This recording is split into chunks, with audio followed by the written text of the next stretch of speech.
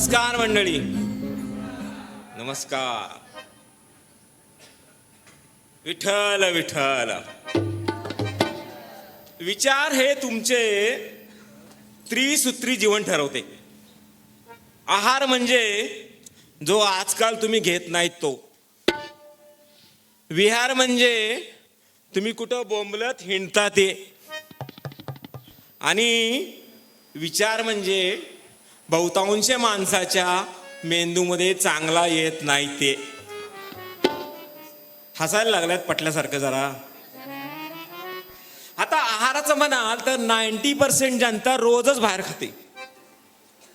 पूर्वी आमच्या घरी रांगोळी काढली जात होती. पूर्वी आमच्या घरी स्वयंपाक केला जात होता असं म्हणायची वेळ येईल तुम्हाला पुढच्या 5 वर्षामध्ये. अहो, परवा तर एका घरामध्ये लहान लेकराची गुटी कळते ना, लहान लेकराची गुटी बायकांना कशी आणि कशाची बनवायची याचाच पत्ते नसल्यामुळं त्यांनी झुमट्यावर BLSHI गुटी असा पदार्थ मागवला. ते झुमॅटोवाला 6 तास हिंडत होतं कुठनं डिलिव्हरी उचलायची ते. तुम्हाला सोपं सांगू का, तुम्ही जितकं पाकिट फुल खाल तेवढं तुमचं पाकिट उघडलं जाणार. तुम्ही जितक्या धाब्यावर बसाल तेवढं तुमच्या शरीराचं धाबं दाणारणार. आणि तुम्ही जेवढं पार्सल घरी मागवाल तेवढ्या लवकर तुमचं पार्सल 4 जण घराबाहेर घेऊन जाणार. ही काळ्या दगडावरची रेग आहे. आता बघा, या हार घेणाऱ्यामध्ये 2 प्रकार मोडतात. पहिला प्रकार म्हणजे मन मारून हार घेणारे. ह्याच्यामध्ये हे डाएटवाले भामटे मोडतात. दीक्षित डाएट. अहो, मला वाटायचं दर 55 मिनिटांनी 8 तास खायचं. अहो, तसं नाही, ते दर 8 तासांनी 55 मिनिटं खायचं. Dixit diet, keto diet, intermittent fasting. Carbs मी खात नाही, स्पायसी मला चालत नाही आणि ऑइली मला झेपत नाही. अरे काय धंदे. तुम्हाला सांगू का, लहानपणी की नाही आम्ही जो असं कोंडाळा करून जेवायला बसायचो तेव्हा एखाद्याच्या तरी भातामध्ये खडा यायचा. तेव्हा आमची आजी म्हणायची, मुडद्या गिळ, खडे पचवायची पण ताकद तुझ्या पोटात आली पाहिजे. आहे की नाही? पण आता तुमचा गहू असा पॉलिश जसा फेऱ्यान लावल्यासारखा पॉलिश. अहो, त्याच्यामध्ये खडा सोडा सत्व पण सापडत नाही. प्रकार नंबर 2, पोट मारून आहार घेणारे. ह्याच्यामध्ये जे लोक मोडतात ना त्यांचं ढेरी आणि कोलेस्ट्रॉल दोन्ही वाढलेलं असतं. त्यांना तुम्ही कितीही सांगा, अरे बापुन्या कमी खा, बापुन्या पोट फुटून मरायची वेळ आली, कमी खा, हेमल भाई कमी खा. पण हे कुणाच्या बापाचं ऐकत नाही. यांचं सूत्र फक्त 3, यांचं करिअरच 3 शब्दात आहे. बोलूया, भेटूया आणि म्हणायला हरकत नाही, पण डायमंड महिलांचा पण आवाज होतो. आता तुम्ही म्हणाल, बाबा तुम्हाला काय माहित बाबा का ढाबा? मला नाही माहित, पण आज जेव्हा तुम्ही हा आमचा हास्यचत्रेचा धिंगाणा बघितल्यावर जाल ना कुठतरी संध्याकाळी, तेव्हा त्या हॉटेल मालकाच्या पाया पडून ती रात्री जेवलेली प्लेट आहे ना घरी घेऊन या.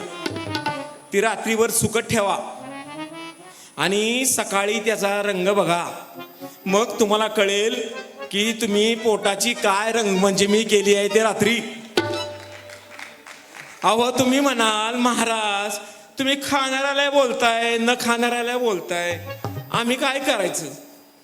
सांगतो की प्रमाणामध्ये सर्व काही असावे. अति भोजने रोग येतो घराला. इथं देहाला घर म्हटलंय.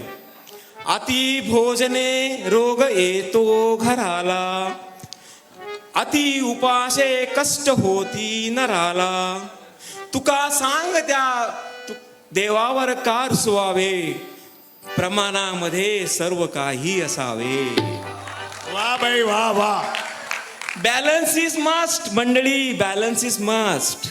Because you are what you eat. तुम्ही काय खाताय ते महत्वाचं आहे. थोडक्यात सांगतो आणि माझं कीर्तन आवर्त घेतो मंडळी. सोपं सांगतो बघा. या शरीराच्या देहाचं हँडसेटचं नेटवर्क जर तुम्हाला कायम फुल ठेवायचं असेल तर त्याला योग्य आहाराचं चार्जर बसवा. त्याला योग्य विचारांचं सिम कार्ड घाला. तरच तुमचं हे शरीराचं नेटवर्क फार चांगलं वर राहील, फुल राहील. पंढरीचा विठुराया येतोय मग पुढच्या कीर्तनाला. तोपर्यंत माझ्या या डायमंड भक्तांना जरा पौष्टिक खायला शिकवू.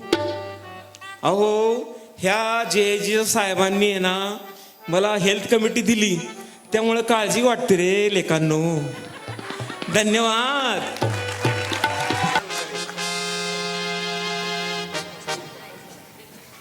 नमस्कार डायमंड मंडळी. ते काय आहे ना, सध्या आमच्या डायमंड भगिनींचं आमच्या डायमंड मित्रांवर फार प्रेम चाललंय उतू. प्रेमाचा इतका वर्षा होतोय तर त्यांचे केस लागलेत गळायला. म्हणून संकर्षण काराडेंची एक कविता, सुंदर कविता सादर करण्याचा छोटासा प्रयत्न. जळी स्थळी काष्टी पाशाणी कुठेही आपल्याला दिसतं. जळी स्थळी काष्टी पाशाणी कुठेही आपल्याला दिसतं. तुम्ही एक तर बघा, प्रत्येक घरात एक तरी टकलं असतं. बरं, टकलं व्हायला आजकाल काय म्हातारं व्हावं लागतं असं काही नाही. टकलं व्हायला आजकाल म्हातारं व्हावं असं काही नाही. पोराच्या आधीच, बापाच्या आधीच पोराचं आजकाल लवकर शाळा पिकतं. टकल्याला स्वतःला प्रॉब्लेम नसतो, भोवतालचे त्याला छळतात. ते टकलं बिचार कोपऱ्यात गप बसलेलं असतं शांत, पण भोवतालचे त्याला लय छळतात आणि गेले रे केस म्हणून राहिलेले उपटून काढतात. काहींच्या अगदी दर्शनीय भागात काही, पण जेव्हा पडायला लागतं ना टक्कल, तेव्हा काहींच्या अगदी वेगवेगळ्या आकारा पडते ही गुळगुळीत टाळू. काहींच्या अगदी दर्शनी भागात ही छोटीशी घासणी उरते. डायमंडमध्ये बघा आहेत 2-4 घासण्या दिसतात आज. तर काहींच्या आधी दर्शनी भागात ही छोटीशी घासणी पुरते, तर तीच त्यांना आयुष्यभर भांग पाडायला पुरते. अहो काहींच्या मागे खड्डा, काहींच्या मागे खड्डा जणू विहीरच खणली जाते. काहींच्या मागे खड्डा जणू विहीरच खणली जाते. तर काहींचं घर जातं पडून, पण कंपाऊंडवालंच राहते. काहींची टाळू तर अशी मऊ, काहींची टाळू तर अशी मऊ जसा बेसनाचा लाडू दिसावा. असं वाटतं हळू जाऊन त्याच्यावर काजूचा खाप खोचावा. आता नवीन उपचार आलाय म्हणे, ट्रान्सप्लांट करून रोवायचं. आता नवीन उपचार आलाय म्हणे, ट्रान्सप्लांट करून रोवायचं. हे म्हणजे जंगलातलं गवत उपटायचं आणि अंगणामध्ये लावायचं. आहेत आपल्या इकडे बरेच लोक. अहो लाखो रुपये खर्च करून रूप पैशात का मोजायचं. जे निसर्गानं दिलं ते निसर्गानं दिलं, त्यात का लाजायचं. असो, उगाच एखाद्याला वाईट वाटेल, फार जिवारी लागेल असा हा विषय फार ताणू नये.